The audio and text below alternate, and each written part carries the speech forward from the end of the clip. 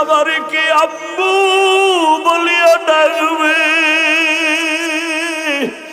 আমার বাবা এই দুনিয়া থেকে বিদায় হয়ে গেল।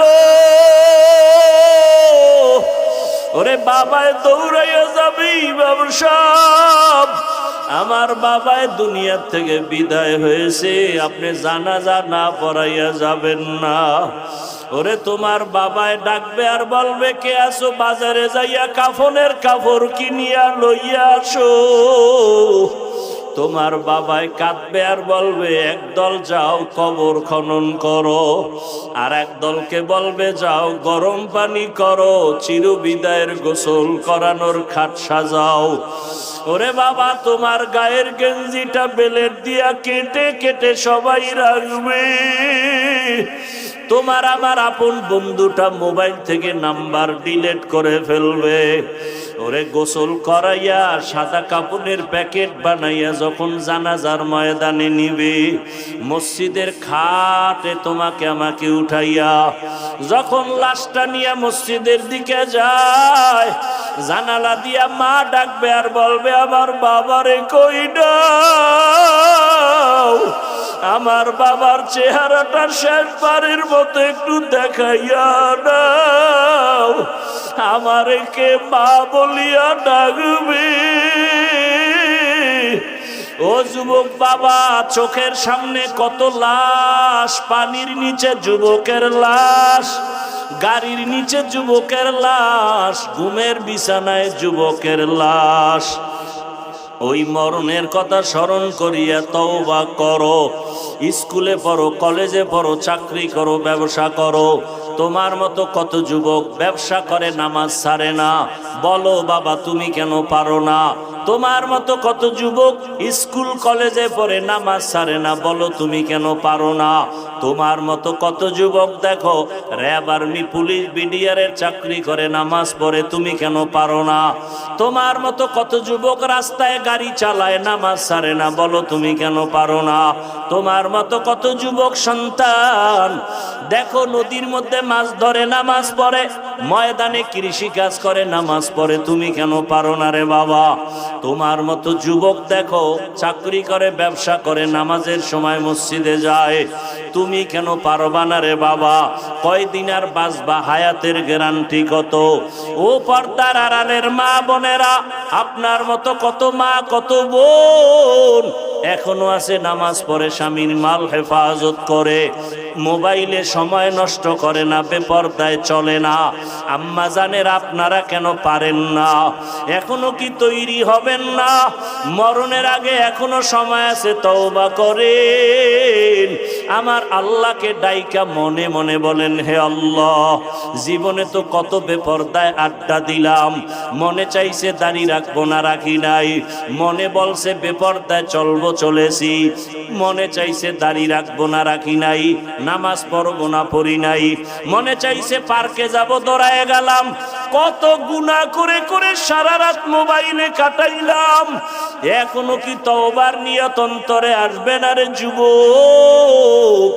আল্লাহ যদি ওমরের মতো কপাল রাখে আর ওই নিয়ত নিয়ে বসো, মনে মনে আমার আল্লাহকে ডাক দাও, ও দয়ার মাওলা, মনে হয় এই মজলিসে আমার মতো গুনাহগার কেউ নাই, আমার গুনার কারণে চোখে পানি আসে না, দিলটা পাথরের মতো শক্ত হয়ে গেছে। তোমার ডানে বামে তাকায়া দেখো কত যুবকের চোখে পানি, তোমার চোখে কেন পানি নাই? গুনার কারণে আমার আল্লাহ বেজার। তোমার উপরে কার জানি বর্তোয়া লেগে গেছে। একটু আগে বলেছিলাম বাবা, ডাক্তার হও, ইঞ্জিনিয়ার হও, প্রফেসর হও, এমপি, মন্ত্রী, ওসি, ডিসি, এসপি হও, বেয়াদব হইও না। এর ব্যাখ্যা হলো 3 জায়গায় বেয়াদবি করবা না। প্রথম জায়গা মা বাবা, দ্বিতীয় জায়গা তোমার শিক্ষক, তিন নাম্বার জায়গা তোমার উলামায়ে কেরাম। মা বাবার সাথে যদি বেয়াদবি করো আর মা বাবার অন্তরে কষ্ট যায়, আল্লাহর কসম মরার আগেই তোর জীবনটা পঙ্গু হয়ে যাবে। শিক্ষকের যদি কষ্ট দিয়া বরদোয়া নাও, তোর লেখাপড়ার জীবনটা ধ্বংস হয়ে যাবে। উলামায়ে কেরামের সাথে বেয়াদবি করে যদি বরদোয়া নিয়ে যাও, তোর চরিত্র জীবনে ভালো আর আশা করা যায় না। এখনো সময় আছে, আল্লাহকে বলতে থাকো, আল্লাহ মা বাবার সাথে বেয়াদবি করব না, শিক্ষকের সাথে বেয়াদবি করব না। উলামায়ে কেরামের দোয়া পরামর্শ নিয়া নবীজির আদর্শ মতো জীবন চালাবো। ও আল্লাহর বান্দারা, জানি না এই ময়দানে কত যুবক মায়ের সাথে খারাপ আচরণ করছো, মা গোপনে কান্না করেছে। আজকে যদি বাসায় যাও, যাইয়া মায়ের থেকে গোপনে ক্ষমা চাইয়া দিও। ওরে বাবার সাথে যদি বেয়াদবি করো, গোপনে ক্ষমা চাইও। বাসায় গিয়া মাকে যদি বলো, মা আজকে ওয়াজের প্যান্ডেলে দেখলাম কত যুবকের চোখে পানি,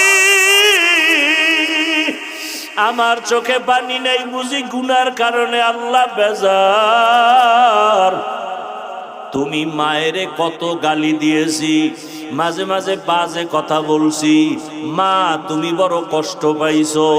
আমি ওয়াদা করে আসছি ওয়াজের ময়দানে আর বেয়াদবি করব না। মা তুমি আমার মাথায় হাত দিয়া দোয়া করিয়া দাও। এই কথা যদি বলতে পারো বাবা, দেখবা সাথে সাথে মায়ের চোখেও পানি চলে আসবে। মা ডাক দিয়া বলবে, বাবা আয় আয়। মাথায় হাত দিয়া দোয়া করি আর বলবে, আরশে আজিমের মালিক, আমার কলিজার সন্তানটারে তুমি কবুল করিয়া নাও। ওই মা বাবার দোয়া কবুল হয়ে যাবে, তোমার কপাল খুলিয়া যাবে। ও আমার যুবক বাবারা, পায়ে হাত দিলে কি আর নামাজ ছাড়বা না বলো? তোমাদের পাও ধরলে কি বলবা আর নামাজ ছাড়বা না? তোমাদের পায়ে হাত রাখলে কি বলবা আর দাড়ি কাটবা না? ওরে যতই চালাকি করো, আমার নবীর আদর্শ ছাড়া নাজাতের পথ নাই। যতই চালাকি করো, আমার আল্লাহকে বেজার করলে নাজাতের পথ নাই। আল্লাহর আদালতে দাঁড়াইয়া হিসাব দেওয়ার ভয় নিয়া চোখের পানি ছেড়ে তওবা করো। মরিয়া গেল আর নামাজ ছাড়বা না, বেপরদায় চলবা না, মা বাবার সাথে বেয়াদবি করবা না, উলামায়ে কেরাম শিক্ষকের দোয়া নিয়ে নবীর তরিকা মেনে চলবা। ও পর্দার আড়ালের মা বোনেরা, আল্লাহর কাছে খাঁটি অন্তরে তওবা করেন আর নামাজ ছাড়বেন না, বেপরদায় চলবেন না, স্বামীর মাল খেয়ানত করবেন না, সন্তানটাকে আদর্শ সন্তান বানাবেন। ডাক্তার হইয়াও যেন বেয়াদবিমূলক আচরণ না করে, ইঞ্জিনিয়ার হলেও যেন আদর্শবান হয়, আচরণে যেন কেউ কষ্ট না পায়, প্রফেসর বানালেও যেন আদো বলা হয়, তার আচরণে যেন কেউ কষ্ট না পায়। তওবা করার মতো যদি অন্তর কারো তৈরি হয়, মুনাফিকি যদি অন্তরে না থাকে, খাঁটি তওবার নিয়ত যাদের আছে, দুটো হাত আমার আল্লাহকে দেখাইয়া দাও। জানি না এই ময়দানে কার কপাল ভালো আর কার কপাল আবু জাহালের মতো খারাপ, যে হাজারো বয়ান শুনবে মোনাজাত না দিয়ে ভাগবে। আর ওমরের কপালওয়ালারা চিন্তা করবে, জীবনে গুনাহ তো কম করি নাই, হাতের গুনাহ, চোখের গুনাহ, জবানের গুনাহ, অন্তরের গুনাহ। আমার ব্যবহারে আমার মা কষ্ট পায়, মা কষ্ট পায় আমার ব্যবহারে, আমার বাপ আমার উপরে বেজার, আমার শিক্ষক আমার উপরে বেজার, আমার আচরণ এত খারাপ যে আমার উপরে আলেমরা অখুশি, আমার উপরে গ্রামের মানুষ অখুশি, আমার বন্ধু অন্তরে কষ্ট, আমি এত খারাপ। এই চিন্তা করে বলবে, না আর খারাপ হতে চাই না, খারাপ থাকতে চাই না, এখান থেকে আজকে তওবা করে এরপরে বিদায় হব। ওমরওয়ালা কপাল। আল্লাহ সবাইকে হেদায়াত দান করুন। আখিরাতের ময়দানে আল্লাহর আদালতে দাঁড়াইয়া অন্তরে ভয় ঢুকাইয়া গুনাহ ছাড়ো। জীবনে গুনাহ কম করো না রে যুবক বাবা। আজকে আমি তোমারে অনুরোধ করে বলছি, আজ তুমি দুনিয়ার লাইনে সব জ্ঞান অর্জন করেছো, কিন্তু নামাজটা ঠিক মতো তুমি পড়তে পারো না রে বাবা। আজকে তুমি স্কুলে পড়ো, কলেজে পড়ো, তোমার সাথে আমার কোনো বিরোধ নাই। ঢাকা কলেজে গিয়া দেখো, বহু ছেলেরা কলেজে ক্লাস করে, মাথায় পাগড়ি, বড় জামা, বড় দাড়ি, মনে হয় বড় মসজিদের খতিব, অথচ আরবি পড়তে পারে না। এটা কেমন করে সম্ভব? উলামায়ে কেরামের নেক সোহবতে সম্ভব। এই দেশে DC, SP, OC, RAB, army, police, BDR 5 ওয়াক্ত নামাজি নাই, তাহলে খারাপ বলবো কেন তাদেরকে? কয়েকদিন আগে এক আর্মির একটা যুবক ছেলে এসে দোয়া চায় আর বলে, হুজুর আর্মির চাকরি ছেড়ে দিলাম। আমি বললাম কেন? এই সময় তো আর্মির বড় মূল্য বাংলাদেশে। ছাড়লা কেন? বলে আমাকে বারবার বলে দাড়ি ফালাও, দাড়ি কাটো। শেষ পর্যায়ে আমি বলছি, স্যার আমি চাকরি ছেড়ে দিতে রাজি, দাড়ি ছাড়তে রাজি নাই। চাকরি ছেড়ে দিলাম। এখন বললাম কি দোয়া চাও? যুবক ছেলে বলে, হুজুর একটা দোয়া করবেন, আল্লাহ হালাল ভাবে রিজিকের যেন ব্যবস্থা করে দেয়। ও আমার যুবক, যতই বাহাদুরি করো, চোখের সামনে তোমাদের এই নোয়াখালীর ঘটনা ভুলিয়া গেছো। আমি বাইতুল্লাহর সফরে, আমি তো ফেসবুক চালাই না রে বাবা। ওই সেদিন এক জায়গায় গেছি, বড় এক জায়গায়, ঢাকার শহরে গিয়া ঢুকার পরে কয়, হুজুর আমরা আপনার ভক্ত। ভালো, দেখা হয় না, দূরের থেকে শুনছি। এখন ওই এক জায়গায় বসি চুপচাপ, এই লোক আর আমি আর কেউ নেই। তা আমি বসে বসে পানির একটা বোতল নিয়ে পানি পান করি। কয় হুজুর কোনো মাইন্ড করবেন না, একটা কথা বলি। আমি কি? আপনার ফেসবুক আইডিটা যদি আমাকে বলতেন তা আমি একটু অ্যাড হয়ে যাইতাম। আমি বললাম আমি জীবনে আমি ফেসবুক চালাই না। ও কপালে হাত দিয়ে কয়, হুজুর কি বলে? ফেসবুক ছাড়া এই দুনিয়াতে চলা সম্ভব? আমি বললাম আমার মোবাইলে ইউটিউব নাই, আমি ডিলিট করে ফেলেছি। কারণ মাঝে মাঝে দুই একটা ওয়াজ দেখতে গেলে দেখা যায় মেয়েদের অ্যাড আসে, বাদ দিয়ে দিলাম। হুজুর এটা কেমন কথা? ফেসবুক ছাড়া কি দুনিয়ায় চলা যায়নি? আমি দেখি, আমি বললাম দেখি আমার আল্লাহ আমারে কি করে। আল্লাহ পাক বলেন, ওয়া আম্মা মান খাফা মাকামা রাব্বিহি ওয়া নাহান নাফসা আনিল হাওয়া ফাইন্নাল জান্নাতা হিয়াল মাওয়া। হাসরের ময়দানে আমার দরবারে দাঁড়াতে হবে, পালাবার কোনো সুযোগ নাই। হে রাসূল উম্মতের জানায় দেন, আমার আদালতে দাঁড়াইয়া হিসাব দেওয়ার ভয়ে দুনিয়ার জমিনে জিন্দা অবস্থায় যারা নিজেদের গুনাহ থেকে বাঁচায় রাখবে, আমি আল্লাহ ওয়াদা করলাম বিনা হিসাবে সে জান্নাতি।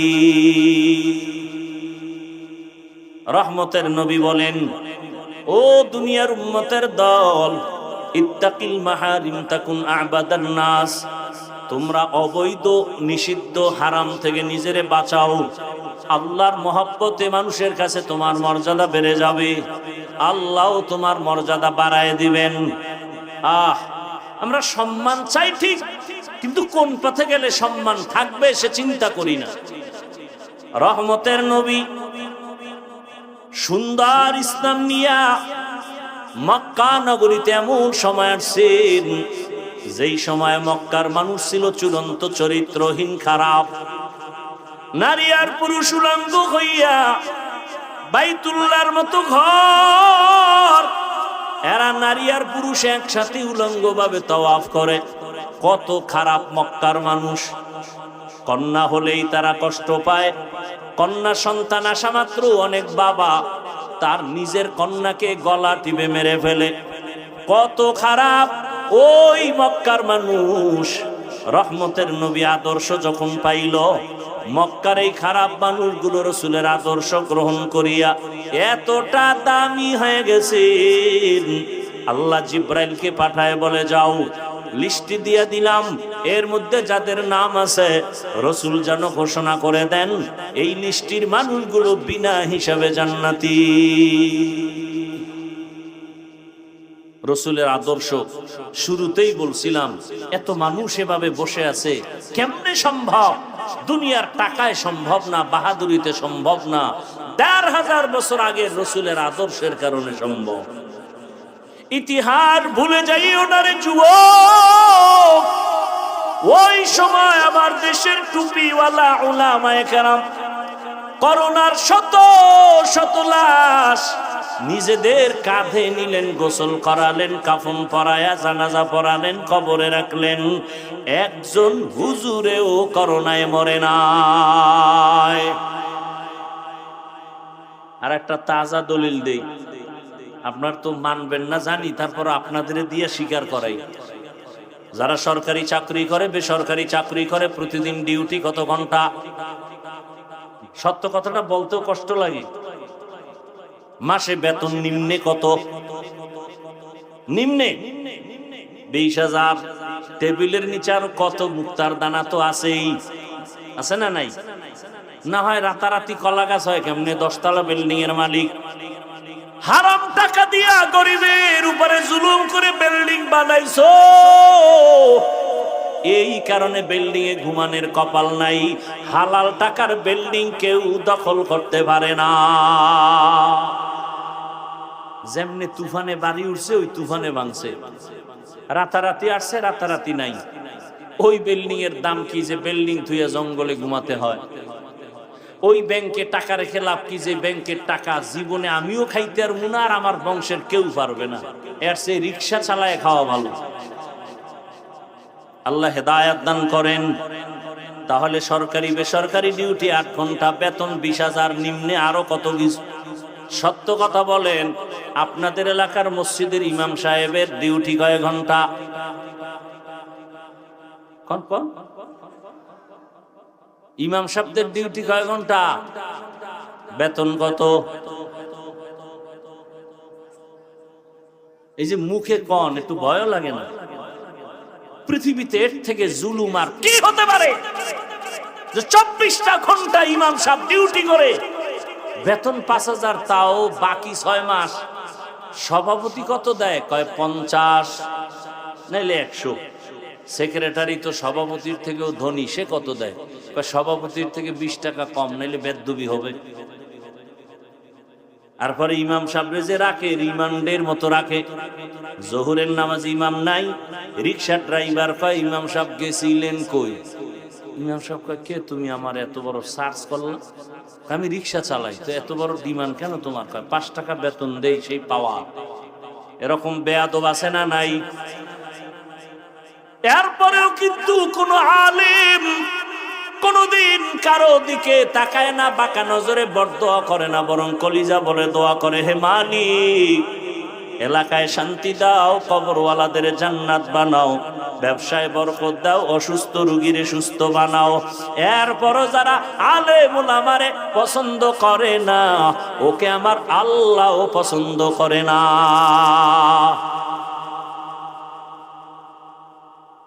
যাদের কাছে এখনো রসুলের আদর্শ আছে, সে যে লাইনের হোক, এখনো সম্মানে আছে। আর যার কাছে রসুলের আদর্শ নাই, ওই বান্দার সম্মানও নাই, ইমানও নাই। বুঝে ভালো, সবাই বুঝে, মানে না কেন? বিপদ, মনের মতো চলতে পারবে না। এরে নবীর আশিক, চেয়ারম্যানের চেয়ারের মেয়াদ শেষ, এমপি সাহেবের চেয়ারের মেয়াদ শেষ, কিন্তু আমরা যে চেয়ারে বসছি কোরআনের বরকতে, রসুলের আদর্শের বরকতে, এই চেয়ারের মেয়াদই নাই, আবার শেষ কিসের? আছে কোনো টেনশন আমাগো? করোনা গেছে, কোনো টেনশন নাই। ডেঙ্গু চলছে, কোনো টেনশন নাই। আওয়ামী লীগ নাই, টেনশন নাই। বিএমপি নাই, কোনো টেনশন নাই। টাকা নাই, কোনো টেনশন নাই। আমার ইমামতি থাক না থাক, টেনশন নাই। উম্মতে যেন বিপদে না থাকে, সেই চিন্তায় আলেম দিশাহারা। নিজের বাড়ি ঘর মেয়ে ছেলের চিন্তা করে না, উম্মতের চিন্তা করে করে মানুষের পেছনে আলেম ওলামারা দৌড়ায়। আল্লাহর জাতের কসম, ওলামায়ে কেরাম এই জাতিকে যা দিছে দুনিয়াতে কেউ দিতে পারে নাই। যদি বলেন হ্যাঁ হাফিজ ভাই অন্যেরাও দিছে, আমি তার জবাবে বলবো 5 টাকা দিছে, 15 টাকা আদায় করে নিছে, আপনার খবর নাই। স্বার্থ ছাড়া কেউ নাই, নিঃস্বার্থ জাতির কলিজার বন্ধু শুধু ওলামায়ে কেরাম। আল্লাহ বুঝার তৌফিক দান করেন। এত ঠিক ঠিক কইতেছে, সব ঠিক, কিন্তু ভোটের আগের রাতে টাকার বস্তা খাইয়া টাইট হয়ে যায়। ঠিক নেই, এও বলে ঠিক, সব ঠিক। হ্যাঁ, বড় কঠিন হালাত। দেখেন না এখন সবাই কয় আরে বাংলাদেশের ইতিহাসে একটা সুযোগ আইছে, এই সুযোগে যদি আল্লাহ আল্লাহ করে একটু ভালো রাস্তা খুলে দেয়। কিন্তু কোটি কোটি কোটি টাকা বরাদ্দ করে ব্যয় করা হচ্ছে বাংলাদেশের আলেম যেন এক জায়গায় আসতে না পারে। কোটি কোটি টাকা ব্যয় করা হচ্ছে আলেমকে আলাদা রাখার জন্য, কোটি কোটি টাকা ব্যয় করা হচ্ছে। আমি সেদিন এক মাহফিলে বলেছি, যাদের নিয়ে টেনশন করেছিলাম যে এরা এক হবে কিনা, আলহামদুলিল্লাহ আজকে তারা এক জায়গায়। আর যাদের নিয়ে কোনো টেনশন করি নাই তাদের নিয়ে এখন টেনশন বেড়ে গেছে, এখন দোয়াও বাড়ায় দিতে হইতেছে। এরপরও কাম হয় কিনা আল্লাহই ভালো যায়। বাংলাদেশ মুসলমানের দেশ, মাদ্রাসার অভাব নাই, আলেমের অভাব নাই, মসজিদের অভাব নাই, তাবলীগের অভাব নাই, পীর মুরিদির অভাব নাই। এরপরও এত ঝামেলা কেন? একমাত্র কারণ আমাদের উলামায়ে কেরামের অনৈক্য। আর এই দোষ আমনেগো অর্ধেক, আলেমরা যে এক হয় নাই, আপনাদের দোষ কত? 50%। কেন? যারা আমার ভক্ত এরা আমারে ফেসবুকে লিখতে লিখতে একেবারে আরশে আজিমে উড়ায়, আর আমার লাইনের বাইরে যারা এগো সিজ্জিনের তলে নিয়ে যায়। আছে না নাই? আলেমের ব্যাপারে আপনাদের কোনো মন্তব্য করা জায়েজ নাই। আলেম যদি কিছু ভুল করে উলামায়ে কেরাম যারা মুকুট রাহবার আকাবির এরা সমাধান করবে। আপনি কি? ইমাম সাহেব ভুল করলে আপনি নামাজে নাই, চায়ের দোকানে বসে মাইকের আওয়াজ শুনছেন ইমামের আলহামদুলিল্লাহর মধ্যে ভুল, আপনি জানালা দিয়ে যদি খান ইমাম সাহেব ঠিক করে পড়েন, আর একজনকে কিও তুমি কি করলা? লোকমা দিলা, এটা লোকমা না বেয়াদবি? বেয়াদবি। উলামায়ে কেরাম যদি ভুল করে আপনার বিরোধিতা করার, কোন মন্তব্য করার কোন অধিকার নাই। আপনি যদি কোন লোকমা দিয়েছি, চরম বেয়াদবি আপনার। ঊর্ধ্বতন উলামায়ে কেরাম এটার সমাধান নেবেন, সমাধান করবেন। এই জন্য কেউ কারো পক্ষ বিপক্ষ এটা না কইরা এমন কাজ করেন যে উলামায়ে কেরাম এক হয়। এই যে আমার বয়ান শুনছেন, আর একজন আলেম আইলে বলবেন হাফিজ সাহেব উলামায়ে কেরামের অনেক সুনাম বলে গেছে, ওই আলেম আমার উপরে কি আস্থা বাড়বে না কমবে? আর আপনি যদি কোন হুজুর কঠিন সাইজ করে গেছে আপনাকে গোষ্ঠী শুদ্ধা, এই অবস্থা, ভালো মনে করছিলাম, এত খারাপ।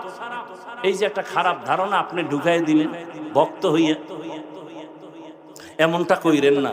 উলামায়ে কেরাম সারা দুনিয়াতেও শান্তি নাই, আখিরাতেও মুক্তি নাই। ও চাপাবাজি করেন যাই করেন, কথা বাস্তব এগুলোই। আপনি মানেন আর না মানেন, তো মান ইয়া না মান মাই তেরা মেহমান। তুমি মানো আর না মানো সেটা তোমার বিষয়।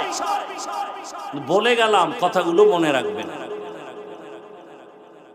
وَأَمَّا مَنْ خَافَ مَقَامَ رَبِّهِ وَنَهَى النَّفْسَ عَنِ الْهَوَى فَإِنَّ الْجَنَّةَ هِيَ الْمَأْوَى। প্রত্যেকটা ঘরে রুমে রুমে জেনা চলে সারা রাত। চোখের জেনা, কানের জেনা, হাতের জেনা, অন্তরের জেনা, জবানের জেনা। মোবাইলের মাধ্যমে মা মোবাইল চালায়, বাবা মোবাইল চালায়, ভাই মোবাইল চালায়, আর এক রুমে বোন মোবাইল চালায়। সারা ঘরে সারা রাত মোবাইলের দ্বারা শুধু জেনা চলে, জেনা। উচিত ছিল রাতে আল্লাহর গজব আসা, রাহমাতুল লিল আলামিনের উম্মত হওয়ার বরকতে গজব আসে নাই। আল্লাহ মোবাইলের গুনাহ থেকে আমাদেরকে হেফাজত করেন। এখন অনেক শিক্ষিতরা বসে বসে চিন্তা করবে এত কঠিন কথা, আমার কথা একটাও বিশ্বাসের আপনার দরকার নাই। আপনি বাসায় গিয়ে গুগলে সার্চ দেন। ও যুবক, জীবনে চালাকি বহু করছো, আমার কথাগুলো, আমি বোকা মানুষ, তোমরা তো হুজুরদের এমনি বোকা মনে করো, আমাদের মধ্যে কোনো জ্ঞান বুদ্ধি কিচ্ছু নাই। তো একটু খেয়াল করো, তোমার তো বুদ্ধি মানে সীমাহীন। তুমি শুধু বুদ্ধি লয়ে ঘুরো না, তুমি বুদ্ধিজীবী। বুদ্ধিজীবী, তোমার বুদ্ধির জিবি কত? 1 GB না 2 GB না 4 GB? একজনে কয় তা জানি না, বাকি জিবি যা আছে মাঝে মাঝে হ্যাং হয়, আর জিবি হ্যাং হয়ে গেলে তখন হুজুরকেও গালি দেই। এরকম বেয়াদব আছে না নাই? যারা ওলামায়ে কেরামের গালি দেয় তারা নিকৃষ্টতম বেয়াদব।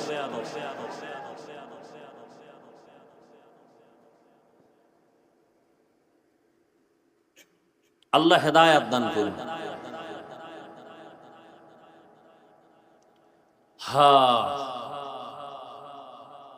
তো এই মোবাইল গুগলে সার্চ দিবা, টাচ মোবাইল দেখলে শরীরের অঙ্গ প্রত্যঙ্গের কি কি ক্ষতি হয়, চিকিৎসা বিজ্ঞানীরা সব ডিটেলস ওখানে দিয়ে রাখছে। আমরা বুঝতেছি না। কিডনি দুর্বল, হার্ট দুর্বল, ব্রেন দুর্বল, লেখাপড়া তো ধ্বংস। এই মোবাইলের কারণে সন্তান মায়ের সাথে বেয়াদবি, বাবার সাথে বেয়াদবি, ছাত্র শিক্ষকের সাথে বেয়াদবি, পেছনেই কাজ করে এই মোবাইল। স্বামী স্ত্রীর মাঝে ঝগড়ার প্রাচীর এই মোবাইল। এজন্য বেশি বেশি আমি দোয়া করি, আপনারা করবেন কিনা জানার দরকার নাই, বলে গেলাম। আল্লাহ মোবাইলের গুনাহ থেকে আমাদেরকে হেফাজত করেন।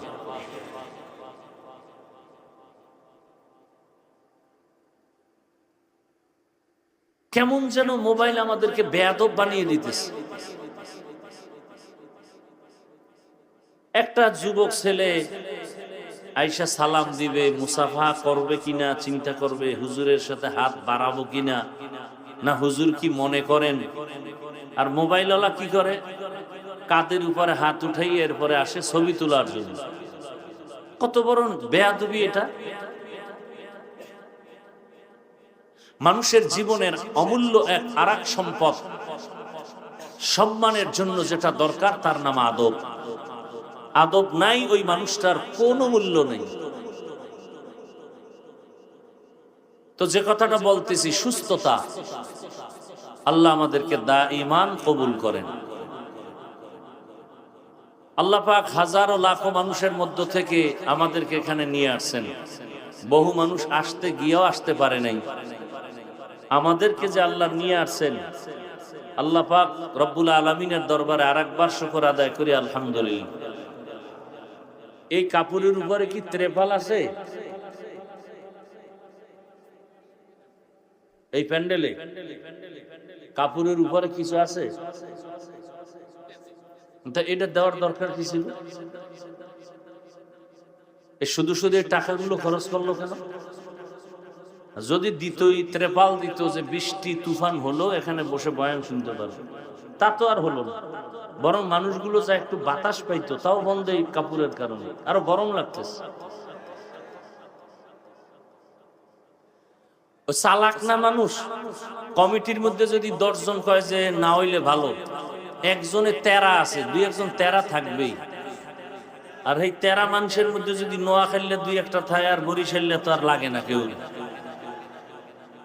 হে কইব না না না না, কোটি টাকা যাক, এইগুলি না দিলে কি আর ওয়াজের প্যান্ডেলের মতো মনে হয়? বাসেন 13 জনে ওনার সাথে আর ঝগড়া করে দরকার মাহফিলই হবে না। না ঠিক আছে দাও। এবার ওই যে গ্রামে একটা কথা আছে না, বললাম না, আল্লাহ হেফাজত করেন। আমগো এখন মরণ গরমে, আপনাদেরও কষ্ট আমাদেরও কষ্ট। যাক, আপনাদেরকে আমি ততক্ষণ বয়ান শোনাবো যতক্ষণ আপনারা ধৈর্যের সাথে শুনবেন, ইনশাআল্লাহ। উঠা বসা করবেন যে এরকম অকৃতজ্ঞ এবং নিষ্কর্মা মানুষ কিছু আছে। এই যে কথা বলতেছি ভাল লাগে না, কিছুক্ষণ পর করবে না মজা লাগে না, উঠি তো নিজেও ক্ষতিগ্রস্ত হলো, অন্যেরও ক্ষতি করলো। জানি না আপনার কপাল এমন কিনা। আসলে বিষয়টা কি জানেন, এখানে আসতে কপাল লাগে, এখানে বসতেও কি লাগে, কপাল লাগে। দেখেন না, রহমতের নবী যাকে এক নজর দেখলে জাহান্নামের আগুন হারাম, রহমতের নবী যাকে এক নজর দেখলে পেটের ক্ষুধা থাকে না, সেই রসুলকে এক নজর না 13 বছর দেখলো, বয়ান শুনলো, কালেমা পড়ে নাই। বলেন তো এত বড় তাজা বেঈমানের নাম কি? এর নাম কফাল। এর নাম কি? কফাল। নবীজিরে দেখলো, বয়ান শুনলো, কি পড়লো না? কালেমা। আর অন্যদিকে 27 বছরের যুবক রসুলকে জবাই করার জন্য তরবারি নিয়ে দৌড়ায়, নবীজিকে দেখা মাত্র তরবারি ফালায় কালেমা পড়ে ফেলল। কয় বছরের যুবক? নাম কি? এর নাম কি? কফাল। এর নাম কফাল। 13 বছর বয়ান শুনছে, কালেমা নাই, আর জবাই করতে গিয়ে রসুলকে কালেমাওয়ালা হয়ে গেছে। বাড়ির থেকে অনেকে মাহিনী মাদ্রাসা নাম করা ওয়াজ হবে বাৎসরিক আসছে, ঠিক, কপাল খারাপ, প্যান্ডেলে ঢুকতে পারে নাই। এরা কোথায়? ওই দোকানপাট আছে কিছু, বেলুনের দোকান, মাছের দোকান, ওখানে গেলে মহিলা যুবতী সব আছে, খাওন আছে, চোখের শীতলতা আছে, মানে ওরা ঘুরে আর তাজা তাজা কবিরা গুনাহ করে। এর নাম কি? কফা। আর একদল এখানে বসছে, কিন্তু ওই যে মোবাইল সামনে রাইখা কলবের দরজা বন্ধ করে দিচ্ছে। এর বয়ান সব মোবাইলে ঢুকে, কলবে ঢুকে না। কফাল। যুবকরা মানো আর না মানো, কথাগুলো লেখা রাখিস। মানার তো দায়িত্ব, যে বলতেছি না, আবু জাহাল রসুলের কাছে কালেমা পড়ে না, তো তুমি কে আর আমি কে? কত যুবকের ব্যবহার দেখলে মনে হয় রুমাল দিয়া জুতা মুছে দেই, আর কিছু যুবকের ব্যবহার দেখলে, চেহারা দেখলে দিল থেকে বরদোয়া চলে আসে। হাত উঠাইয়া বলা লাগে না, ওরে শেষ করো, তোমার আচরণে দিলে কষ্ট আসছে, এটাই তোমার জন্য কাল হয়ে যায়। এজন্য বলি বাবা, কারো থেকে দোয়া নিতে পারলে নাও, না পারলে চুপ থাও, কিন্তু বরদোয়া নিও না। অনুরোধ করে গেলাম। ওয়াজ সারা রাত শুনলে কি হবে, এই কথাগুলো মনে রাখো। পারলে দোয়া নাও, না পারলে চুপ থাকো, কিন্তু কি নিও না? বরদোয়া নিও না। পারলে কারো প্রশংসা করো, না পারলে চুপ থাকো, কারো বদনাম বলিও না। পারলে কারো উপকার করো, না পারলে চুপ থাকো, কারো ক্ষতি। অনুরোধ। জীবনে ওয়াজ যাই শুনো, এটি আসল ওয়াজ, এটি আসল কথা। পারলে দোয়া নাও, না পারলে দরকার নাই, কিন্তু বরদোয়া নিও না। এতগুলো মানুষ, আমি প্রায় মাহফিলে বলি, এতগুলো মানুষ এ জায়গায় বসার জন্য, দুনিয়ার টাকাওয়ালারা যদি চাইতো, তাহলে মানুষগুলোকে আসার জন্য ফ্রি গাড়ি দিতে হতো, বসার জন্য ভিআইপি চেয়ার, ফাঁকে ফাঁকে নাস্তা, এরপরে নিয়ন্ত্রণের জন্য কত পুলিশ, কত প্রশাসন। অথচ এই গরমে পৃথিবীর নিকৃষ্টতম বিছানা, কাদা বালুর মধ্যে এই মানুষগুলো পায়ে হেঁটে বা গাড়ি ভাড়া দিয়া নিজে আসছেন।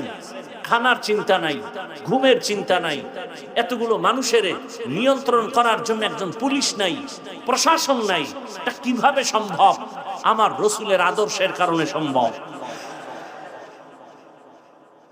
কিন্তু কপাল খারাপ, সে রসুলকে চিনলাম। যদি চিনতি, তাহলে আমার রসুলের আদর্শ জবাই করতে কেমন? নামাজ নাই, রোজা নাই, দাড়ি নাই, টুপি নাই, সেই লোক যদি আমারে গালি দেয়, হুজুরেরে গালি দেয়, টুপিওয়ালারে গালি দেয়, নামাজি ব্যক্তিরে গালি দেয়, খায় সুদ, সে মনে করে নিজে পবিত্র আর সব খারাপ। অথচ আল্লাহ বলেন, এই বেঈমান, পৃথিবীতে আমি আল্লাহর দুশমন আছে, এর মধ্যে বড় দুশমন 2 দল। কেমন বড়? যে আমি আল্লাহ নিজে ওর সাথে যুদ্ধ করতে রেডি। এবার বুঝেন যে কত খারাপ ওরা আল্লাহর দরবারে, যে আল্লাহ নিজে ওদের সাথে যুদ্ধ করবেন। এক দলের কথা আছে কোরআনে, আর এক দলের কথা আছে বুখারী শরীফে। কোরআনে বর্ণিত দলের নাম যারা সুদের সাথে জড়িত, এরা। আর বুখারী শরীফের মধ্যে যাদের নাম আছে, এরা হলো ওলি আউলিয়া, যারা মানে না তারা। আল্লাহ বলেন, যারা ওলি আউলিয়া মানো না, আমি আল্লাহ তোদের সাথে যুদ্ধ করব। এজন্যই তো সারা দেশে আমি চিৎকার করে বলি, এ জমিনে যারা ওলি মানে না, আউলিয়া মানে না, ওরা কোরআন মানে না, বুখারী শরীফ মানে না, ওরা ভণ্ড। ওদের যারা ভণ্ড বলে না, তারাও ভণ্ড। আমার কথার কাউন্টার দেওয়ার কলিজা থাকলে আসো। আল্লাহর কসম, যারা ওলিয়া উলিয়া মানে না, এরা কোরআন মানে না, হাদিস মানে না, বুখারী শরীফ মানে না, এরা ভণ্ড, বাতিল। এদের যারা বাতিল, ভণ্ড বলবে না, স্বীকার করবে না, তারাও বাতিল। আল্লাহ আমাকে হেদায়েত দান করুন। আল্লাহ আপনাদেরকে হেদায়েত দান করুন। রসুলের উপরে হাজারো লাখ কোটি দরুদ ও সালাম একবার পড়ি সাল্লাল্লাহু আলাইহি ওয়া আলিহি ওয়া সাল্লাম। কি ওয়া আলিহি, সাল্লাল্লাহু আলাইহি ওয়া আলিহি ওয়া সাল্লাম পড়েন, সাল্লাল্লাহু আলাইহি ওয়া আলিহি ওয়া সাল্লাম। জীবনে মানুষ বড় হতে চায়, লাভ চায়। এই দুনিয়া এবং আখেরাতে বড় হওয়ার তাবিজের নাম দরুদ শরীফ। বলে গেলাম, পারলে আমল করেন, না পারলে নাই। বলার দায়িত্ব আমার, মানবেন কিনা সে দায়িত্ব আপনার। হেদায়েতের মালিক আমি না, একমাত্র কে? রসুলের হাতেও আল্লাহ হেদায়েতের চাবি দেন নাই। ইন্নাকা লা তাহদি মান আহবাবতা ওয়ালাকিন্নাল্লাহা ইয়াহদি মান ইয়াশা। নবী আপনি কাউকে ভালোবাসলেই সে কালেমা পড়বে, বিষয়টা এমন না। আমি চাইলে হবে, আপনি চাইলে হবে না। আমি আল্লাহ যদি চাই হবে, আপনি চাইলে। এ কারণে আবু জাহাল কালেমা পড়ে নাই, 13 বছর দেখলো, বয়ান শুনলো। আর ওমরের মতো গোলাম আপনাকে জবাই করতে আসিয়া কালেমাওয়ালা হয়ে গেল। ওমরের আল্লাহ এমন পাওয়ার দান করেছেন, যেই ওমরের নামটা এখনো শুনলে সবার শরীরটা কেমন যেন একটা গরম ভাব, ভয় ভয় ভাব। ওমরের নাম শুনলে এখনো ভয় লাগে। ওমর নাম বড় ভয়ঙ্কর। সমাজে যাদের নাম ওমরে ফারুক, তারা কেমন যেন একটু গরম ভাবের হয়। যাদের নাম আবু বকর, তাদের কেমন যেন একটু নরম নরম ভাব, ঠিক নি? এমন কি কেউ যদি ঘুমের সময় ডান হাতের শাহাদাত আঙ্গুল দিয়া ঘুমের সময় বুকের মধ্যে ওমরের নাম লেখে, আইন মিম রা, তার ঘুমের মধ্যে কখনো স্বপ্ন দোষ হবে না। মোবাইলে আকাম করলে আর 1000 বার ওমরের নাম লেখলে কি হইল? Diarrhoea ছুটবো, diarrhoea. আল্লাহ হেদায়েত দান করুন। ওলামায়ে কেরাম আপনাদের সামনে কোরআন সুন্নাহ ভিত্তিক আলোচনা করেছেন, আপনারা ধৈর্যের সাথে শুনেছেন। আল্লাহ ওলামায়ে কেরামদের কথাগুলো সহি তরিকায় আমাদের আমল করার তৌফিক দান করেন। ওলামায়ে কেরামের ইজ্জতকে আল্লাহ বেশি বেশি বাড়ায় দেন। যারা লেখার মাধ্যমে, বলার মাধ্যমে, মিডিয়ার মাধ্যমে ওলামায়ে কেরামকে ছোট করার ষড়যন্ত্র করে, আল্লাহ ওদের হেদায়েত দান করেন। আল্লাহ ওদের হেদায়েত দান করেন। আল্লাহ ওদের হেদায়েত দান করেন। হেদায়েত না থাকলে আল্লাহ ওদেরকে ধ্বংস করে দেন। এ কথা কেন বললাম? কিয়ামত পর্যন্ত আর রসুল কালেমার দাওয়াত দিতে আসবেন না। নাকি আপনাদের এই এলাকায় আসবেন? সাহাবায়ে কেরাম আসবেন, আইম্মায়ে কেরাম আসবেন, বড় বড় আউলিয়ায়ে কেরাম যারা চলে গেছেন আসবেন। কিয়ামত পর্যন্ত এই জাতিকে দুনিয়ার মুক্তির পথ দেখাবে, শান্তির পথ দেখাবে, জান্নাতের পথ দেখাবে একমাত্র উলামায়ে আহলে হক।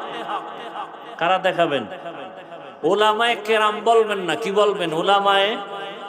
কারণ উলামাদের মধ্যে আরেকটা বাহিনী আছে, রসুল বলছেন এরা আহলে বাতিল। এরা কি? আহলে বাতিল। ব্যবহার করবে আলেম, সার্টিফিকেট দেখাবে, কিন্তু বাতিল। খুব কঠিন হালাত। এজন্য আবু হুরায়রা রাদিয়াল্লাহু তাআলা আনহু থেকে একটি সহিহ হাদিস, কিয়ামতের দিন সবার আগে 3 ব্যক্তি জাহান্নামে যাবে। সবার আগে। কয়জন? এর মধ্যে একজন আলেম, আর একজন শহীদ গলা কাটা, আর একজন টাকা পয়সা দান করনেওয়ালা দানবী। কোন শহীদ, কোন আলেম, কোন দানবী? ব্যাখ্যা সাপেক্ষ। আল্লাহ আমাদের বুঝার, আমল করার তৌফিক দান করেন। এজন্য দোয়া করলাম আল্লাহ উলামায়ে কেরামের ইজ্জতকে বাড়ায় দেন। বর্তমান দুনিয়াতে উলামায়ে কেরামকে কুলুষিত করার এক আন্তর্জাতিক ষড়যন্ত্র চলতেছে। কেন? আমি হাফিজুর রহমানকে যদি আপনার অন্তরে ঘৃণা লাগে, তখন আপনি আর আমার বয়ান শুনবেন না, আমার পেছনে আপনি নামাজ আদায় করবেন না। এইভাবে যদি আলেমদের প্রতি ঘৃণা এসে যায়, তাহলে ইসলাম বন্ধ করো, বয়ান বন্ধ করো বলতে হবে না। মানুষ ঘৃণার কারণে আসবে না, বয়ানও চলবে না। এজন্য আলেমদের প্রতি ঘৃণা জমানোর জন্য একটা চক্রান্ত চলতেছে, এই দোষ সেই দোষ। এই যে দেখেন না, ওয়াজের প্যান্ডেলে অনেক নেতারা বক্তব্য দেয়, এই বলে কি হুজুরের ওয়াজ শুনলে হবে না, আমল করতে হবে। তখন আপনারা যদি আবার দাঁড়ায় বলতেন, স্যার আপনি যে হুজুরের বয়ান আমল করতে বললেন, আপনার দাড়ি কই? আপনি আজকে ফজর পড়ছেননি? চরম শিক্ষা পায় যে না, আগে আমার আমল করা লাগবে। যাক, আপনারা বলেন না, ভালো কথা, হেদায়েতের মালিক বলতেছি তো আল্লাহ, কাউকে হেদায়েত না দিলে আর কি করার। মসজিদের মধ্যে দাঁড়ায় ভোট চাইতে পারবো, ইমাম সাহেব রাজনীতি করলেই চাকরি নরবর। হ্যাঁ, মসজিদে কোনো রাজনীতি চলবে না, তা মসজিদে ভোট চায় কেন? নাকি আপনাদের এদিকে নাই? ওয়াজের স্টেজে বয়ান চলবে, কবর হাসর মিজান পুলসিরাতের রাজনীতি চলবে না। রাজনীতির নেতাদের নাম থাকে কেন? বক্তব্য হয় কেন? আর ওলামায়ে কেরাম যদি রাজনীতি করে, পৃথিবীর শ্রেষ্ঠ পবিত্র রাজনীতি তারা করবেন, বাকিরা করে নোংরা নাপাক রাজনীতি। লালমাই বলে আসছি, ভালো করে শিখে রাখো, কথাগুলো রেখে রাখো। আর যুবকদের কাছে আমার একটা দাবি, ভালোবাসার দাবি। একটা পেস্টুন বানাইতে কয় টাকা লাগে? 3 ফিট বাই 2 ফিটের একটা পেস্টুন বানাইতে কয় টাকা লাগে? 200-250। আমার অনুরোধ, আজকে কয়েকটা কথা বলে যাব, এগুলো এই পেস্টুন বানায় বানায় বাজারের মোড়ে মোড়ে লাগাও। 1 নাম্বার, পৃথিবীতে রাজনীতি মানি ইসলামের রাজনীতি। ইসলাম ছাড়া রাজনীতি মানি দুর্নীতি। আসতে বলো কেন? আমি যদি মিথ্যা বলি, অযৌক্তিক বলি, দাঁড়া। সূর্যের সাথে আলো যেমন এভাবে লাগানো, সূর্য থেকে আলাদা যেমন আলো করা যায় না, ইসলামের সাথে রাজনীতি এভাবে লাগানো। সূর্য থেকে আলো ভিন্ন হয়ে গেলে যেমন সূর্য থাকে না, রাজনীতির থেকে ইসলাম আলাদা হয়ে গেলে রাজনীতি থাকে না, দুর্নীতি হয়ে যায়। ফুলের সাথে ঘ্রাণটা যেমন লাগানো, ফুলের সাথে ইসলাম রাজনীতি একসাথে লাগানো। ফুলের ঘ্রাণ না থাকলে যেমন ফুল মূল্যহীন, রাজনীতির মাঝে কোরআন হাদিস না থাকলে রাজনীতি মূল্যহীন। আল্লাহর কসম করে বলছি, কিয়ামতের আগ মুহূর্ত পর্যন্ত ইসলামের রাজনীতি ছাড়া এই জমিনে কোনোদিন কেউ শান্তি দিতে পারবে না, পারবে না, পারবে না, সম্ভব না। এজন্য সবাই ইসলাম চায়, কিন্তু কয় ভাই আপনার দাওয়াত, কা আলহামদুলিল্লাহ, কা আপনার বাড়ি, কা নাউজুবিল্লাহ। ইসলাম শান্তির ধর্ম সবাই কয়, মানে না কেন? কয় ইসলাম মানলে দুর্নীতি চলবে না, চাঁদাবাজি চলবে না, ধান্দাবাজি চলবে না। আর ঘরের মহিলারা কি কয় জানেননি? কয় হুজুর গো, যত টাকা পয়সা সম্মান সব দিব, ভোট দেওয়া যাবে না, কারণ এরা আইলি আমাকে আপমুজা বড়াইব, পাও মুজা লাগাই দিব না, এরকম আটকা থাকা যাবে না। ইসলাম ডারে আগুন বানায় দিস। অথচ পৃথিবীতে একমাত্র সহজ ধর্ম, সহজ নীতি ইসলাম। শান্তি ইসলাম ছাড়া কোথাও নাই। এটা ব্যানারে লিখবা, পেস্টুনে লিখবা, ইসলাম রাজনীতি সূর্যের আলোর মতো লাগানো। আলোহীন সূর্য মূল্য নাই, ঘ্রাণহীন ফুল মূল্য নাই। আল্লাহর কোরআন ইসলাম ছাড়া রাজনীতি মূল্যহীন। মানুষ শুধু মরবে ধুকে ধুকে। দেখেন না, ইসলাম নাই বিদায় আপন বাবা তার আপন মেয়েকে হোটেলে ঢুকাইয়া বলে, আজকের রাতের জন্য তুমি আমার কাছে স্ত্রীর মতো। এটা কি ইন্ডিয়ার খবর? সোনার বাংলার তাজা খবর। তোমার খবর নেই। আল্লাহ হেদায়েত দান করুন। আমি যে আয়াত এবং হাদিস পড়ছি, তরজমাটা বলে আপনাদেরকে কিছু ব্যাখ্যা শোনায় চলে যাব। অত্যন্ত গুরুত্বপূর্ণ তথ্যবহুল আলোচনা করতেছিলেন আপনাদের এই অঞ্চলের গৌরব, বাংলাদেশের কোটি হাজারো কোটি মুসলমানের কলিজার টুকরা মুফতি শামসুদ্দোহা আশরাফি সাহেব দামাত বারাকাতুহুম। আমি আপনাদের একটা কথা জিজ্ঞাসা করি, মানুষের জীবনে কিয়ামত পর্যন্ত যত সমস্যা হতে পারে সব সমাধান কি আল্লাহর কোরআন বা ইসলামে আছে? তাল মিলেন না, বুঝে শুনে বলেন কতটুকু আছে? আংশিক না পরিপূর্ণ? তবে একটা দিকের সমাধান ইসলাম বা কোরআনে নাই, সেটা হলো রাষ্ট্রীয় বিষয়। রাষ্ট্র চালানোর ক্ষেত্রে এ বিষয়ে কোনো সমাধান ইসলাম বা কোরআনে নাই। তা কেন বলেন ইসলামের রাজনীতি নাই? ভালো করে মনে রাখেন, একজনে নামাজ পড়ে না আর একজন নামাজ পছন্দ করে না, দুইজন সমান। যুবক নামাজ পড়ো না কেন? কয় হুজুর নামাজ দরকার, চেষ্টা করি, পারি না, মাঝে মাঝে পড়ি, দোয়া করেন, আরো চেষ্টা করব। সে নামাজ পড়ে না, বাহ্যিক দৃষ্টিতে কিন্তু মুমিন। আর একজনকে বললাম, এই যুবক ভাই নামাজ পড়েন না কেন? না পড়লে অসুবিধা কি? বেঈমান। যে নামাজ পড়ে না মুমিন, যে নামাজ পছন্দ করে না বেঈমান, যে দাড়ি রাখে না মুমিন, যে দাড়ি পছন্দ করে না বেঈমান, যে পর্দা করে না মুমিন, যে পর্দার বিধানকে পছন্দ করে না বেঈমান, যে ইসলামের রাজনীতি করে না মুমিন কিন্তু ইসলামের রাজনীতির বিরোধিতা করে বেঈমান। এখন যদি কেউ ইসলামে রাজনীতি নাই, তার মানে হলো ইসলাম কোরআন সব দিক থেকে কমপ্লিট, রাষ্ট্রের ব্যাপারে কোরআন শরীফ দুর্বল। খুব হিসাব করে কথা বললেন, আল্লাহ হেদায়াত দান করুন। আচ্ছা, গোটা দুনিয়া সুলাইমান নবী চালান নাই? গোটা রাষ্ট্র চালান নাই দুনিয়া? বাদশা জুলকারনাইন চালান নাই? এ কথা কি আমার আব্বাজানের না কোরআনে আছে? সত্য কথা, সহজ কথা বলেন, আছে না নাই? আমার রসুল মদিনার রাষ্ট্র চালান নাই? তাহলে কেন বলেন রাষ্ট্র চালানো যাবে না? এ জমিনে যদি কোরআন ওয়ালা রাষ্ট্র পরিচালনা করে, কিছু হোক বা না হোক, জুলুম হবে না, দুর্নীতি হবে না। আল্লাহ বুঝার তৌফিক দান করেন। আরো জোরে বলেন আল্লাহুম্মা আমিন। একজনের চোখে কালো চশমা, আয়না কি কালো, প্যান্ডেলে ঢুকেই বলে বাতি কালো কেন? এসব মানুষের বলবে এরা কালো কেন?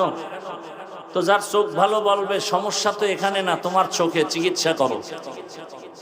কোরআন ভালো, ইসলাম ভালো, তাবলিগ ভালো, দেওবন্দি ভালো, উলামায়ে কেরাম ভালো, যারা পছন্দ করে না এদের অন্তর খারাপ, চিকিৎসা করা দরকার। যে আয়াত আমি পড়েছি, আল্লাহ পাক বলেন, ওয়া আম্মা মান খাফা মাকামা রাব্বিহি ওয়া নাহান নাফসা আনিল হাওয়া ফাইন্নাল জান্নাতা হিয়াল মাওয়া। হাসরের ময়দানে আমার দরবারে দাঁড়াতে হবে, পালাবার কোনো সুযোগ নাই। হে রাসূল, উম্মতের জানায় দেন, আমার আদালতে দাঁড়াইয়া হিসাব দেওয়ার ভয়ে দুনিয়ার জমিনে জিন্দা অবস্থায় যারা নিজেদের গুনাহ থেকে বাঁচায় রাখবে, আমি আল্লাহ ওয়াদা করলাম বিনা হিসাবে সে জান্নাতি। রহমতের নবী বলেন, ও দুনিয়ার উম্মতের দল, ইত্তাকিল মাহারিম তাকুন আবাদান নাস। তোমরা অবৈধ, নিষিদ্ধ, হারাম থেকে নিজেরে বাঁচাও। আল্লাহর মহব্বতে মানুষের কাছে তোমার মর্যাদা বেড়ে যাবে, আল্লাহ তোমার মর্যাদা বাড়ায় দিবেন। আমরা সম্মান চাই ঠিক, কিন্তু কোন পথে গেলে সম্মান থাকবে সে চিন্তা করি না। রহমতের নবী সুন্দর ইসলাম নিয়া মক্কা নগরীতে এমন সময় আসছেন যেই সময় মক্কার মানুষ ছিল চূড়ান্ত চরিত্রহীন, খারাপ। নারী আর পুরুষ উলঙ্গ হইয়া বাইতুল্লাহর মতো ঘর, এরা নারী আর পুরুষ একসাথে উলঙ্গ ভাবে তাওয়াফ করে। কত খারাপ মক্কার মানুষ। কন্যা হলেই তারা কষ্ট পায়, কন্যা সন্তান আসা মাত্র অনেক বাবা তার নিজের কন্যাকে গলা টিপে মেরে ফেলে। কত খারাপ ওই মক্কার মানুষ। রহমতের নবী আদর্শ যখন পাইল, মক্কার এই খারাপ মানুষগুলো রসুলের আদর্শ গ্রহণ করিয়া এতটা দামি হয়ে গেছে, আল্লাহ জিব্রাইলকে পাঠায় বলে, যাও লিস্টি দিয়ে দিলাম, এর মধ্যে যাদের নাম আছে রসুল যেন ঘোষণা করে দেন এই লিস্টির মানুষগুলো বিনা হিসাবে জান্নাতি। রসুলের আদর্শ শুরুতেই বলছিলাম, এত মানুষ এভাবে বসে আছে কেমনে সম্ভব? দুনিয়ার টাকায় সম্ভব না, বাহাদুরিতে সম্ভব না, ১৫০০ বছর আগে রসুলের আদর্শের কারণে সম্ভব। খানারও চিন্তা নাই, ঘুমেরও চিন্তা নাই, আল্লাহর মোহাব্বতে আপনারা বসছেন। আল্লাহর কাছে দোয়া করি, আল্লাহ হেদায়েতের দৌলত আমাদের দান করেন। ওলামায়ে কেরামের বিরোধিতা করবেন। এই যুবক বাবারা, আমি কিন্তু কাউকে হুজুর বানাইতে আসি নাই, কোনো ভয় নাই যে হাফিজ ভাই আজকে বুঝিত হুজুর বানানোর তওবা করবে না, আমি একবারও বলবো না। আমি এখন কোন ওয়াজে বলি না তাবলিগে যাও, আমার ওয়াজে কখনো বলি না কওমি মাদ্রাসায় যাও, আমার মতো টুপি লাগাও, আমার মতো দাড়িওয়ালা হও, আমার মতো পীরের কাছে গিয়া মুরিদ হয়ে যাও, একবারও বলি না, আজও বলবো না। বরং আমি বলবো, রে যুবক, স্কুলে পড়ো, কলেজে পড়ো, চাকরি করো, ব্যবসা করো, ওই চাকরি ব্যবসা সারিও না, স্কুল সারিও না, কলেজ সারিও না। ডাক্তার হও, দোয়া করে গেলাম, ইঞ্জিনিয়ার হও, প্রফেসর হও, দোয়া করে যাব আজকে ইনশাআল্লাহ, দিল থেকে বলছি কথাগুলো। ডাক্তার হও, প্রফেসর হও, ইঞ্জিনিয়ার হও, এসপি হও, ওসি হও, ডিসি হও, এমপি হও, মন্ত্রী হও, তবে একটা দাবি করে যাব শেষ বেলায়, বেয়াদব হইও না। ডাক্তার হইও, কি হইও না? ডাক্তার হইয়া যদি বেয়াদব হও তো তাসলিমার মতো জুতা খাইয়া দেড় ছাড়তে হবে। তাসলিমা নাসরিন এমবিবিএস ডাক্তার, লাঙ্গল কোটের না, মোটামুটি নামি, দামি তো নাই। নামি আর দামি ব্যবধান আছে না নাই? নামি ডাক্তার, কিন্তু আজকে কপাল এত খারাপ যে মরলে লাশটাও এদেশে আর আসার সম্ভাবনা নাই। কেমন চান কপাল! আল্লাহ হেদায়েত দান করুন। যুবক, ডাক্তার হইও, বেয়াদব হইও না। ইঞ্জিনিয়ার হও, বেয়াদব হইও না। প্রফেসর হও, বেয়াদব হইও না। এমপি মন্ত্রী হও, ওসি ডিসি এসপি হও, বেয়াদব হইও না। প্রশ্ন তোমার অন্তরে, বেয়াদব হব না কথার ব্যাখ্যা কি? সুযোগ থাকলে একটু পরে বলতেছি। আপনারা বয়ান শেষ করতে বললে বলেন, আমি মোনাজাত দিয়ে চলে যাই। আমি গিয়ে আবার সাহারি খেতে হবে। আল্লাহ, উঠা বসা করেন কেন? এই ব্যারাম কেন? আপনার কপালে এত ভালো কেন যে নিজেও বয়ান শুনেন না, কাউকে শুনতেও দেন না? আপনার জীবনটা কি এভাবেই যাবে মানুষের ক্ষতি করতে করতে? নবীজি বলেন, দুনিয়াতে ভালো মানুষকে জানো? খায়রুন নাস মান ইয়ানফাউন নাস। দুনিয়াতে সব থেকে ভালো মানুষ ওই ব্যক্তি যার দ্বারা অন্যের কোনো ক্ষতি হয় না, উপকার হয়। কি হয়? আমার হাতের দ্বারা কারো ক্ষতি হবে না, চোখের চাহনিতে ক্ষতি হবে না, জবানের কথায় কারো ক্ষতি হবে না, সে ভালো মানুষ। আপনি ভালো মানুষ কি? নিজের তো মহাপণ্ডিত ভাইবা বসে আছেন, অথচ সন্তানের সাথে কেমন আচরণ করেন, স্ত্রীর সাথে কেমন করেন, ভাই হইয়া ভাইয়ের সাথে আচরণ কেমন করেন, শিক্ষক হইয়া ছাত্রের সাথে আচরণ কেমন করেন, আমি বক্তা হয়ে শ্রোতাদের সাথে আচরণ কেমন করি, আমি ইমাম হয়ে মুসল্লিদের সাথে আচরণটা কেমন করি। মান ইয়ানফাউন নাস, হাতের দ্বারা, চোখের চাহনির দ্বারা, জবানের দ্বারা কারো ক্ষতি হবে না। আপনার ওঠা বসার ব্যারাম থাকলে ভিতরে বসলেন কেন? আপনি বাইরে বসতেন, ফাঁকে গিয়া ভিডিও টানতে পারতেন, আবার আইসা বয়ান শুনতে পারতেন, ভিতরে ঢুকে ডিস্টার্ব করেন কেন? এমন চান কপাল আপনার কেন? কার অভিশাপ লাগছে আপনার কপালে? ভালো মানুষ তো এমন কারো ক্ষতি করতে পারেন, অবশ্যই কারো অভিশাপ লাগলে ওর কপালটা পুড়ে যায়। বয়ানের শুরু থেকেই কপাল পোড়া আর ভালোর বয়ান শুরু করছে। আবু জাহিল আর ওমরের কথা বললেন, জানি না এই ময়দানে কার কপাল ভালো আর কার কপাল আবু জাহালের মতো খারাপ, যে হাজারো বয়ান শুনবে মোনাজাত না দিয়ে ভাগবে। আর ওমরের কপালওয়ালারা চিন্তা করবে জীবনে গুনাহ তো কম করি নাই, হাতের গুনাহ, চোখের গুনাহ, জবানের গুনাহ, অন্তরের গুনাহ। আমার ব্যবহারে আমার মা কষ্ট পায়, মা কষ্ট পায় আমার ব্যবহারে, আমার বাপ আমার উপরে বেজার, আমার শিক্ষক আমার উপরে বেজার, আমার আচরণ এত খারাপ যে আমার উপরে আলেমরা অখুশি, আমার উপরে গ্রামের মানুষ অখুশি, আমার বন্ধু অন্তরে কষ্ট, আমি এত খারাপ। এই চিন্তা করে বলবে না আর খারাপ হতে চাই না, খারাপ থাকতে চাই না, এখান থেকে আজকে তওবা করে এরপরে বিদায় হব। ওমরওয়ালা কপাল। আল্লাহ সবাইকে হেদায়েত দান করুন। দুনিয়ার সব অপরাধ করবে, এতে দোষ নাই, আমি বলি কেন আমার দোষ। ওই যে মসজিদের জন্য সবাইরে দোয়া করে গেলাম, সবাই মাদ্রাসায় টাকা দিয়েন, মসজিদে টাকা দিয়েন, পরে শুনি কমিটির লোক উঠাইয়া খাইয়া টাকা পয়সা তুষ বানায় ফেলাইছে। এলাকার মানুষ গরম, কমিটির এই মাদ্রাসার দোষ নাই, হুজুরগো দোষ নাই, মসজিদের কমিটির দোষ নাই, দোয়া করছে কে? আরে ধর মামলা কর। বাস হুজুরের দোষ, দোয়া করলো কেন?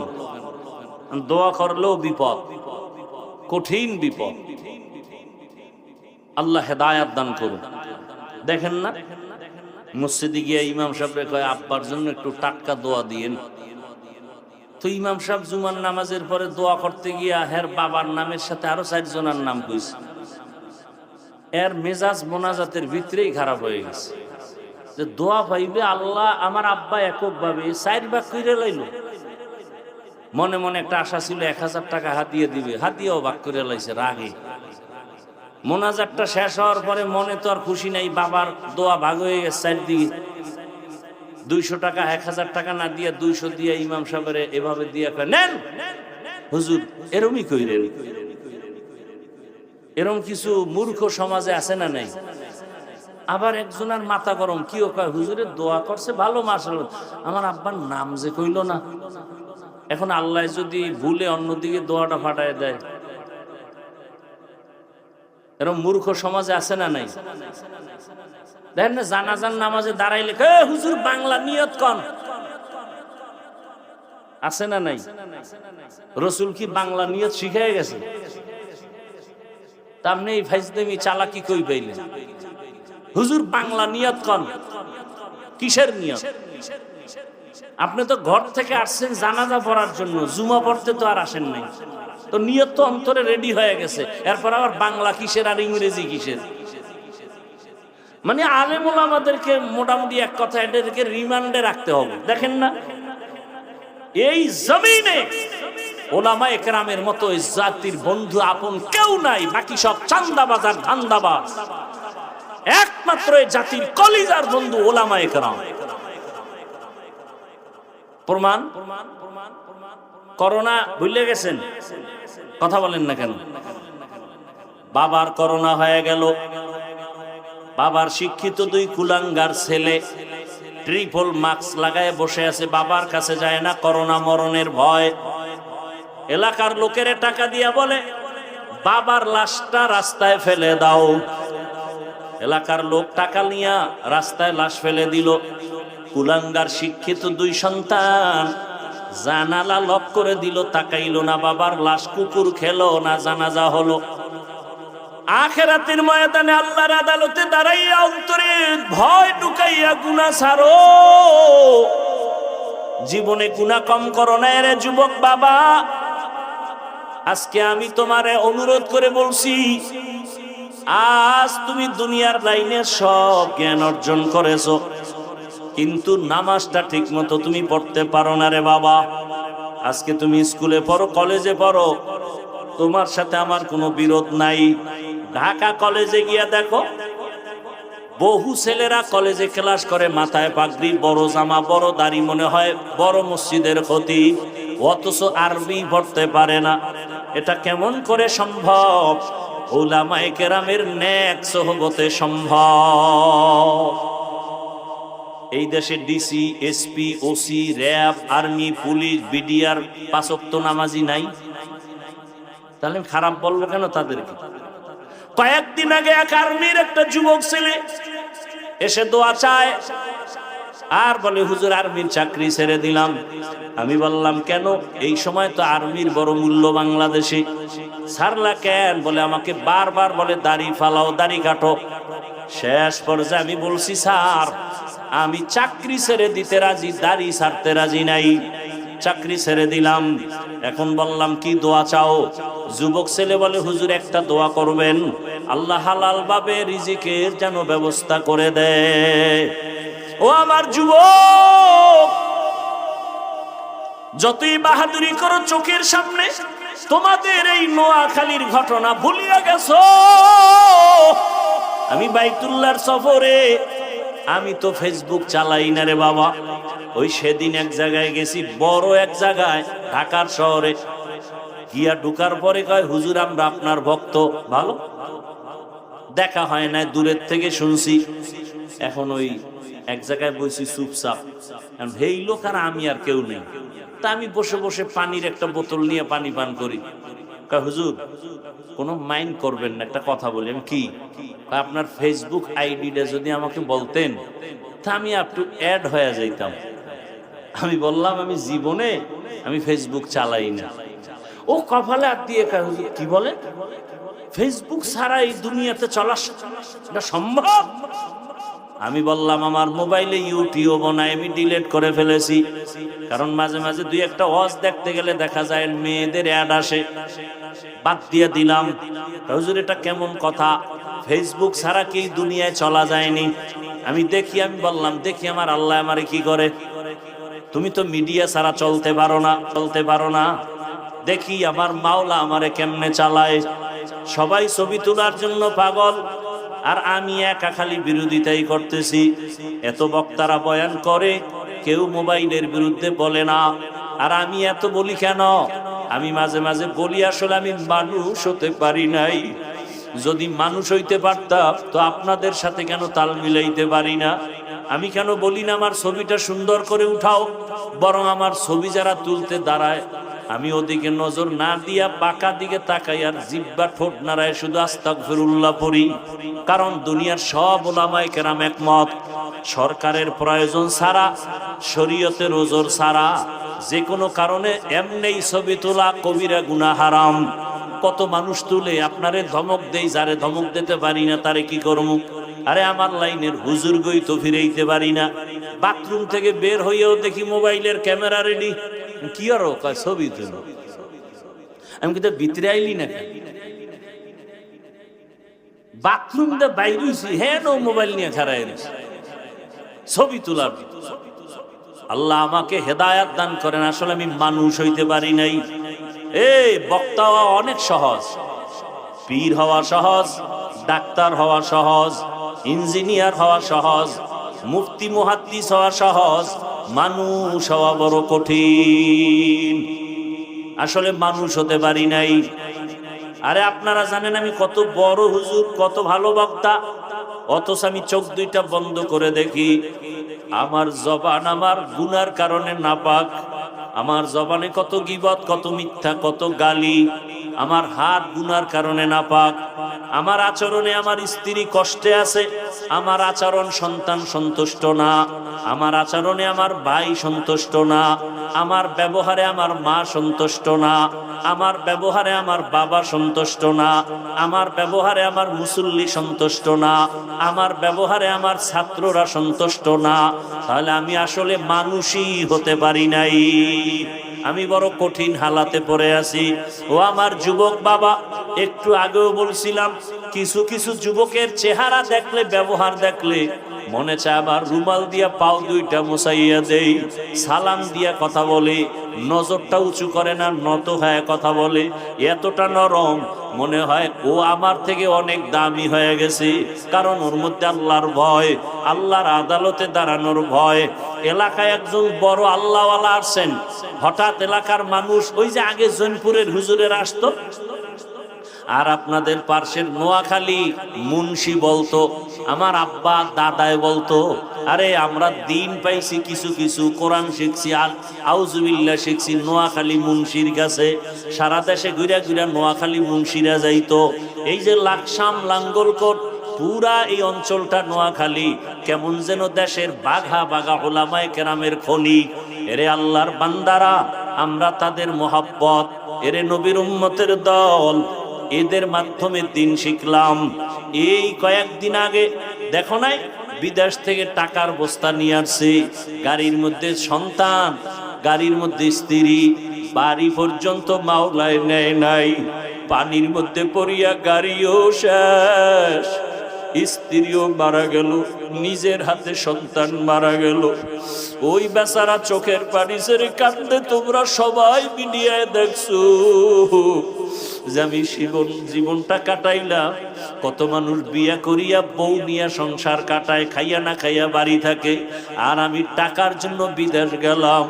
কত বুক ভরা আনন্দ দিয়া টাকা স্বর্ণ অলংকার নিয়ে আসছি বাড়িতে, কিছুদিন সন্তান নিয়ে আনন্দ করব, আবার কপাল বুঝি খারাপ, আজকে আবার স্ত্রীও হারাইলাম, সন্তানও হারাই।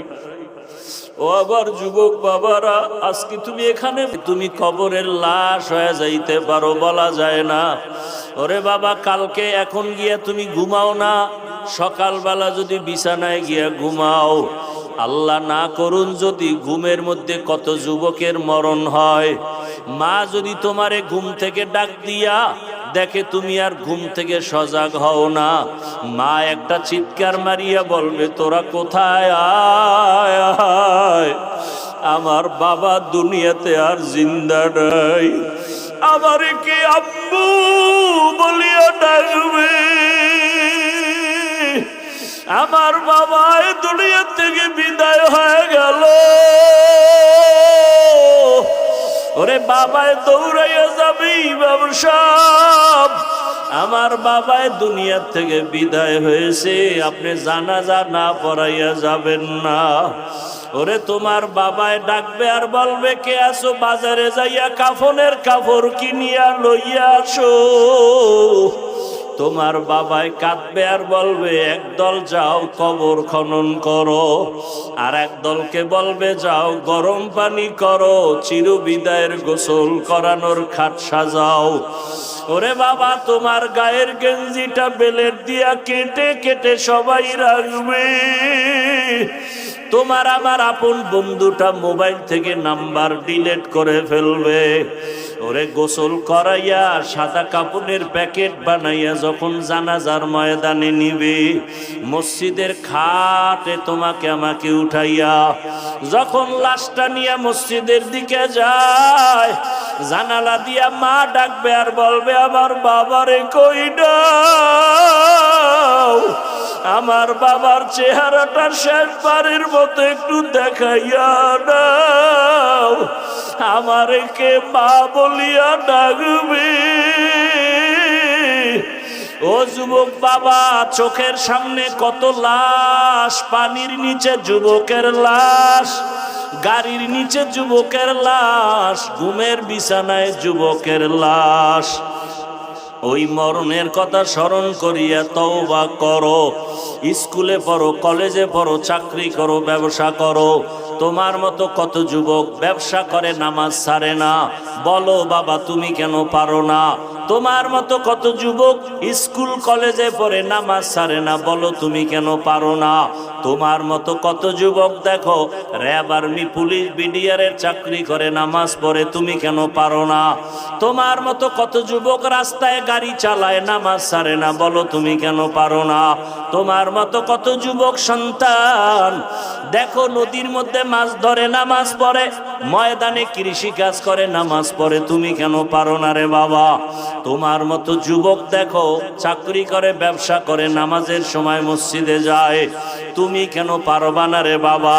কয়দিন আর বাঁচবা? হায়াতের গ্যারান্টি কত? ও পর্দার আড়ালের মা বোনেরা, আপনার মতো কত মা কত বোন এখনো আছে নামাজ পড়ে, স্বামীর মাল হেফাজত করে, মোবাইলে সময় নষ্ট করে না, বেপরদায় চলে না। আম্মা জানের আপনারা কেন পারেন না? এখনো কি তৈরি হবেন না? মরণের আগে এখনো সময় আছে, তওবা করেন। আমার আল্লাহকে ডাইকা মনে মনে বলেন, হে আল্লাহ, জীবনে তো কত বেপরদায় আড্ডা দিলাম, মনে চাইছে দাড়ি রাখবো না, রাখি নাই। মনে বলছে বেপরদায় চলবো, চলেছি। মনে চাইছে দাড়ি রাখবো না, রাখি নাই। নামাজ পড়বো না, পড়ি নাই। মনে চাইছে পার্কে যাব, দৌড়ায় গেলাম।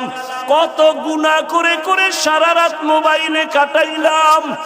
এখনো কি তওবার নিয়ত অন্তরে আসবে না রে যুবক?